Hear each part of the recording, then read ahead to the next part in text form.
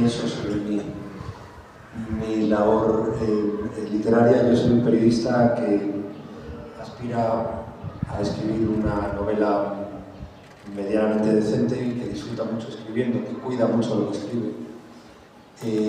No me atrevería a considerarme un escritor, pero bueno, eso es una discusión que ya tenemos ella y yo. Sí, eso es un... Sí. En todo caso, estoy terminando la cuarta novela ahora y espero, y además muy vinculada al paisaje y a la tierra, más incluso que Melina. No eludo, gracias por contar conmigo, insisto. Creo que era, no recuerdo el verso exactamente, pero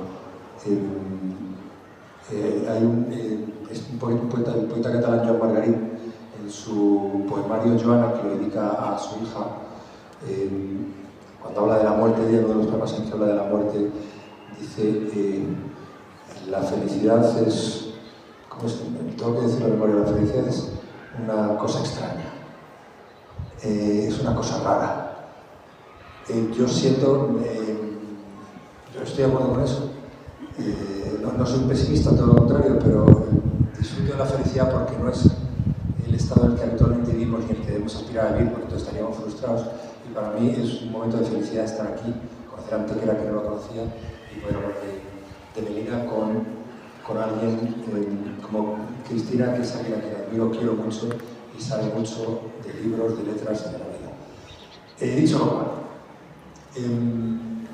Melina, el eje de Melina es la tierra, porque la fuerza de la gente que transcurre por Melina, sobre todo las mujeres, es la tierra.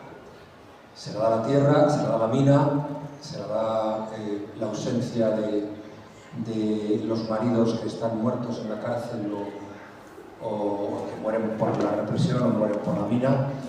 Y el paisaje es fundamental. En Melina quise construir un decorado que no fuera decorado, sino que fuera un personaje.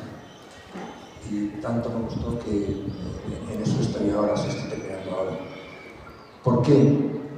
¿Cuál es la singularidad de la gente de Melina y qué tiene que ver con el paisaje? Lo ha dicho un poco Cristina, la mina.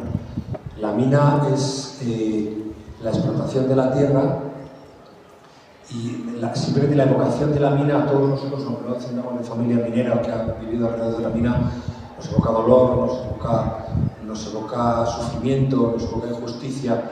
En el caso de Asturias, donde arranca la novela, furia.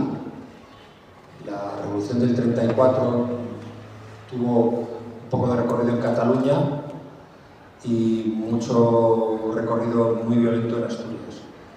Entonces, la novela arranca ahí, en aquellos tiempos agitados, y ahora entramos en lo que cuenta, pero esa mirada tuya a Melina, como que es una historia de mujeres, básicamente, que está vinculada a la tierra, al paisaje, incluso al viaje, al mar, al territorio por el que transitan las emociones y que las provoca. Y, en efecto, Cristina siempre tiene una mirada particular, propia, al arte que contempla y que comparte. Y esa mirada a Melina como un territorio de encuentro entre el paisaje y las emociones humanas, o que lo provoca, no es una mirada que mucha gente haya sido capaz de expresar cuando ha leído la novela. Ahora antes de entrar en la siguiente pregunta, porque te estaba escuchando, en el 34 es verdad que Asturias se abre en canal, ¿no? Y buena parte de las heridas que todavía están abiertas vienen de ese conflicto. Y es verdad que se ha contado mejor desde otros territorios. Y antes te decíamos en el almuerzo que qué más se ha contado la historia de Asturias, ¿no? Porque es verdad que se sabe muy poco, por ejemplo, de los conflictos o de los acontecimientos históricos que han sido fundamentales para entender esa parte de España, ¿no? Y que por lo tanto siempre termina afectando a la propia España. Y siempre ha habido otros territorios que se han apropiado del dolor ajeno. No hay que nombrarlos, ¿no? Pero, es decir, acabas de nombrar el caso, por ejemplo, de Cataluña, que siempre, se ha apropiado de otros conflictos, de otros dolores, quizá para construir una ética propia, ¿no? Y justificar otros asuntos que no son necesarios que sepamos ahora. Pero, ¿por qué se ha contado tan mal Asturias? No sé si hemos dejado que se cuente. No lo sé, pero la canción más conocida de las que define Asturias está escrita por Rafael Garcías, que es un poeta del sur andaluz, que si me ahora corrígeme si me equivoco. La carta a Víctor Manuel. Y además 2 veces has tenido ocasión para jugarte la vida en una partida y los 2 te la jugaste. Sería el 34 y el 36. No lo sé, mira, los asturianos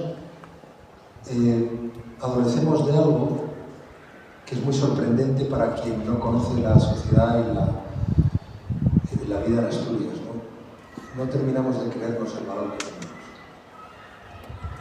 Y en este tiempo pues, eso se está viviendo.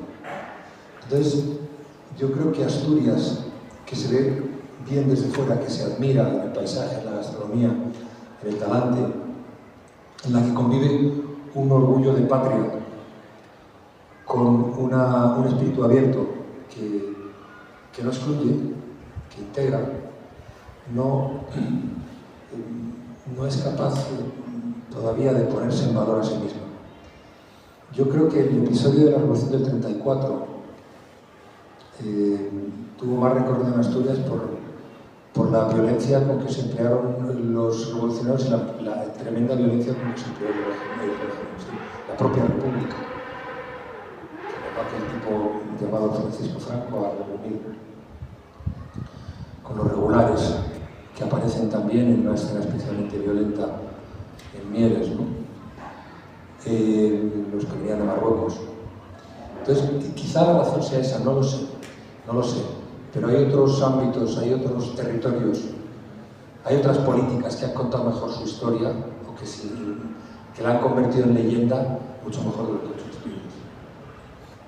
Ahora sí vamos a volver a ir caminando de la mano de Melina. Y si me pongo muy espeso y tal, me en la mano de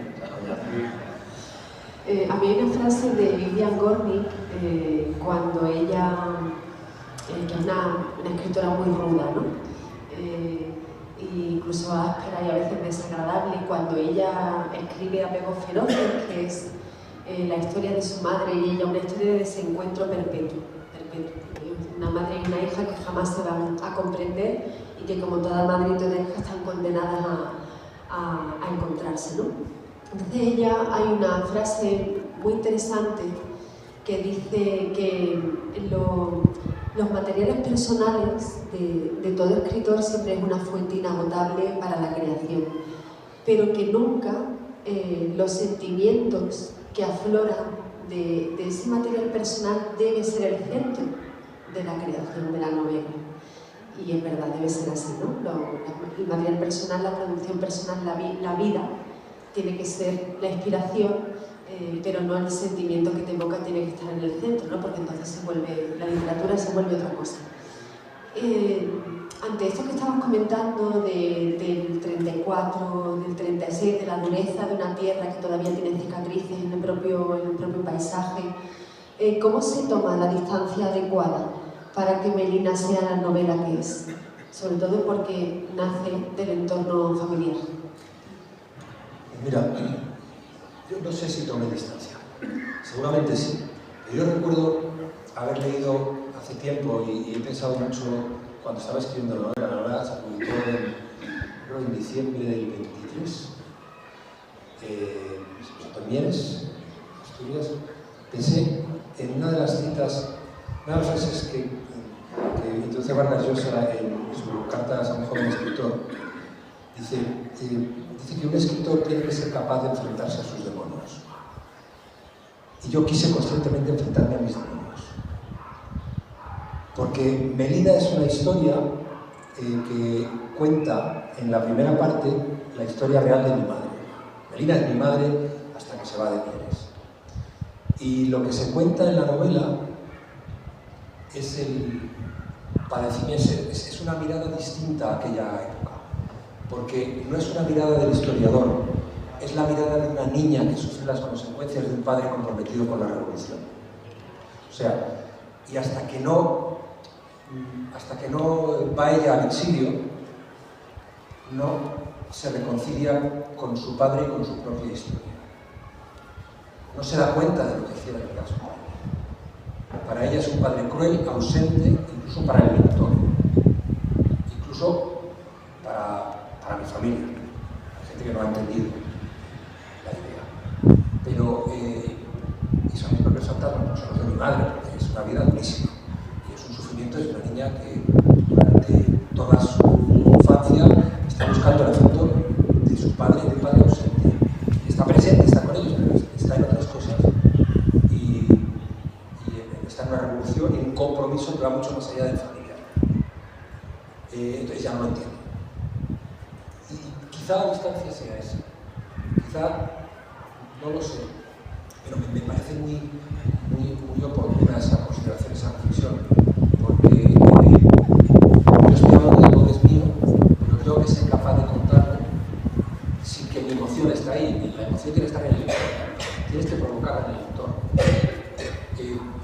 O en mi madre, que ella asistió a todo el proceso de creación de la obra, e incluso en algún momento me afeó que hay episodios que me introduzco, y voy a decir por qué, porque son tan bestias que me parecían inverosímiles. Y yo tengo un defecto escribiendo, y es que es un lastre. Creo que si puedo seguir escribiendo me lo quito algún día. Como soy periodista, las cosas tienen que ser verosímiles, muy verosímiles. Si algún día escribo algo de fantasía, pues será un éxito para mí. Entonces, ella fue conociendo la historia, ella lo fue aprobando, y voy a decir una cosa, a lo mejor la podríamos haber dicho en otro momento, pero ella solo iba leyendo, porque ahora os contaré también de dónde sale toda cuál es la fuente de información de su infancia, aparte de los relatos, aparte de lo que me contaban también mis abuelos. Yo con mi abuelo tuve una relación de infancia muy distinta a la que tuvo mi madre con él, obviamente. Ella solo puso una condición, que al final Melina fuera feliz con su marido, porque ella había sido mujer voluntaria. Entonces, a partir de ahí, lo que quieras. Cuenta lo que quieras. Dice, esto lo podéis haber contado. Digo, es que es tan bestia. Bueno. Y al final a los dos les gustó mucho la novela. Y me importaba mucho eso. Bueno, ya que lo has dicho, la fuente